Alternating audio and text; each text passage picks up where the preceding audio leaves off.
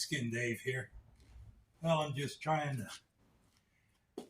I got this generator running good now, and I don't want to run into the same problem I did last time. I let the gas get old in it, and I ended up having to take the whole thing apart.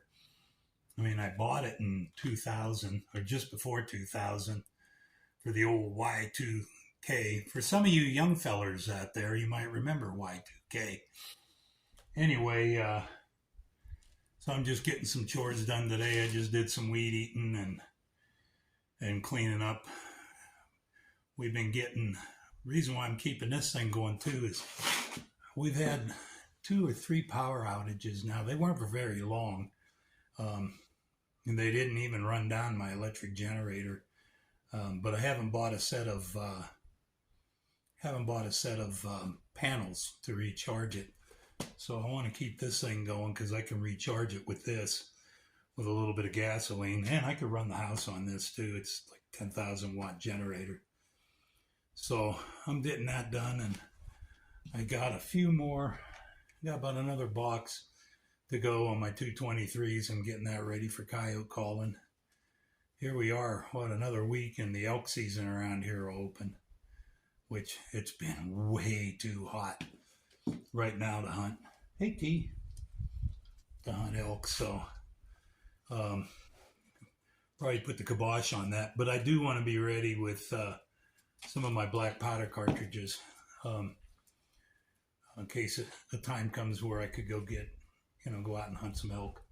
So anyway, I haven't shot my 50 in a while, so I was thinking of maybe shooting that today once I get some of this stuff done. So grab you a cup of coffee. Anyway, a couple days have gone by since I was starting up that generator. Man, I'll tell you, it just seems like you get busier the older you get. Anyway, I've had a few things. I have my standard projects. I think I told you about that generator. Finally got it running good, and it's good, and I got to keep it started in case we have a problem.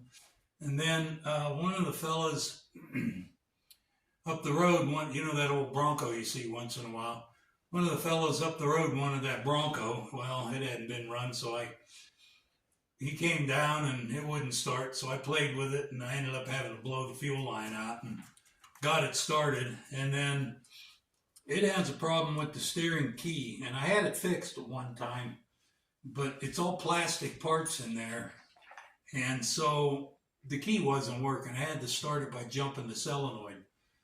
So I started thinking about that, and I ended up putting a button on the dashboard, kind of like the old Jeeps, It doesn't have any kind of a neutral safety switch or whatever. You got to be, the top knot's got to be working. But I got that working, so you can turn the key on, push the button, she starts and runs fine. Now I got it running, haven't seen hide nor hair of him as far as coming back to see if he really still wants it. And then, I don't know, have you guys been having any trouble with insurance companies? I mean, other than the standard game, they keep raising your rate and then you go find another company lower and then you wait till they raise their rates and then you go back and forth. Other than that, it seems around fire season, my homeowners just decided, yeah, we're done with you. When your thing's up, we're done. And so when it started out, they sent an inspector around. I knew there was trouble when that inspector came. And I'd never seen one before, but they sent an inspector around and they came up with all these reasons why they want to cancel me. And one of the things that they complained about was that back deck. Never had a railing around it, and it's got like 4 steps, and it never had a handrail. And since I bought it, probably when they built the place, that probably wasn't even part of the code. I know there was a code going on because there's inspection things in places around the cabin. So anyway, I just figured, well, I better get another. And then they didn't like the fact of my distance from the fire station, which I live out in the country. What can I say? If I lived right next to the fire station, it's a volunteer fire department. place is going to be ashes before anyone gets there anyway. So I ended up getting another insurance company, and I sent them pictures. Well, I had to build. They were happy with everything else that the other company was whining about, and so I had to build that railing on the fence on the deck, which didn't take that. I mean, it took about a couple of days, but I had to go get materials and figure out how I was going to do it. And at one day, I was going to take the whole deck off. But I didn't want that kind of a project right now and redo the whole deck. And the whole deck, the flooring and all that's really quite sound. So anyway, I had to get that done, so that stopped a lot of my shooting and reloading and all that. But I finally got that insurance company. And then the same company was insuring my vehicles, so I fired them and got a new vehicle policy and saved myself about half. So it's been a pain, but it's also been a little bit. Finally got all that stuff squared away. I got the Bronco running. I had a couple other little projects. Everything's going good. So I decided to, and it's been hot. So I decided to shoot a little bit. I got my loading done for the coyotes, my 223 loads. So I got 223 and 22 250 loads when coyote season rolls around. And so now I'm getting ready for elk season, and I always keep my 308 in the truck because you never know when one's going to commit suicide. But if I actually go off and hunt, I want to hunt probably with my 50 caliber sharps. And I want to use the 50 because it's a little bit heavier bullet and it carries out a little further. With this gun and these eyes, it's 150 yard maximum probably shot anyway. But this sharps here would be the one I want to use mainly because when I build it, it's got a shorter barrel on it. My other sharps, that's more like a Quigley looking sharps, has a real long barrel on it. This will be easier getting in and out of the truck. It's got the walnut stock. And this one's an Italian action, which I don't see much difference between it and an American action, and or like a Sharps, C Sharps, anything. It does have a C Sharps barrel on it. It's 50 cal, and it's chambered for 50-90, and I shoot Blackpowder Duplex loads through it.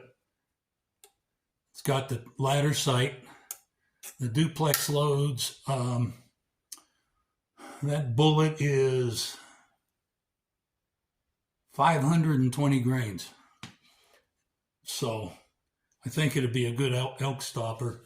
And being shorter, it'll be easier getting in and out of the truck and maneuvering in the brush and anything like that. So that's the one I want to shoot a little today. I'm still working on my Bronco, the tailgate. Apparently it's the mechanism was gummed up and it wouldn't open, and I think I got that just about done, but I got to finish that up too. So anyway, get you another cup, and let's throw a few rounds down range. I'm going to throw these. This is about 35-40 yards. I'm going to just throw a few just to kind of practice offhand and stuff like that.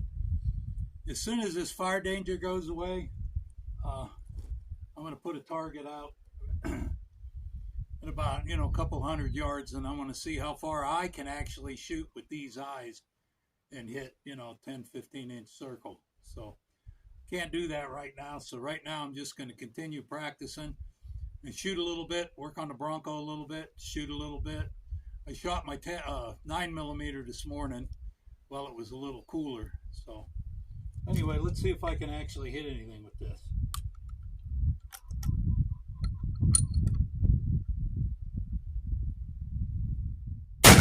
There it goes.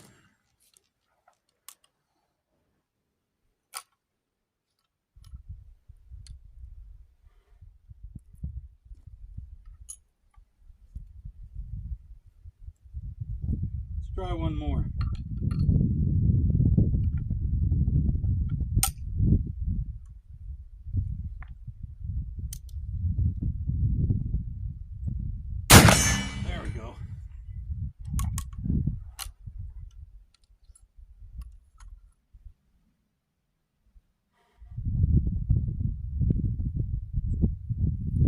These are straight black powder logs myself. That last round, I could see a big splash right in the center of the target. I was using the sight in the flip down position, and the sight, the blade tip was right, there's a notch inside here, and that was just even with that top of that notch. So anyway, I'm going to work on the Bronco for a few minutes and then shoot a little more. Anyway, this thing here, I had to take this panel off. It wasn't opening. I think this here hinge got gummed up, but I got it working now. So all I got to do now is put that panel back on. And I hunted out of this rig, and I trapped out of this rig for quite a few years. And then the other truck came along that was such a good deal I couldn't turn it down. But these big Broncos are great trapping rigs and hunting rigs. This one's an 87, and it's got the inline 6 in it. It runs really good. It's got the low gears though. It has the granny and then 4th gear. It doesn't have the 5th. Some of them have a 5-speed in it. This one does. Come on, you like this? Come on, look. Oh, he says, I like this. Huh? Oh, I like this truck. All right, next. Okay. I'll shoot a couple more of these before it gets too hot. See if I can get them in the center.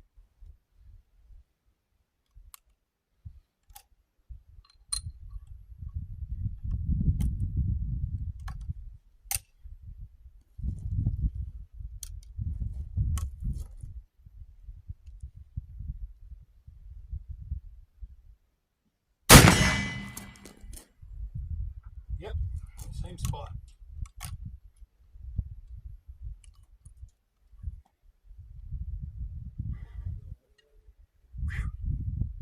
A 520 grain bullet. I think that'll slow an elk down in his tracks.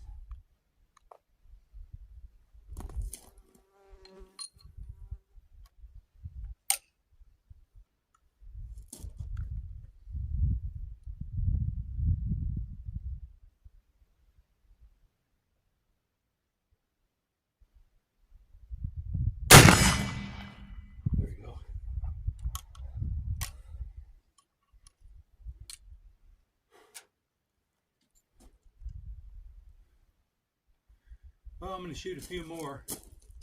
Oh,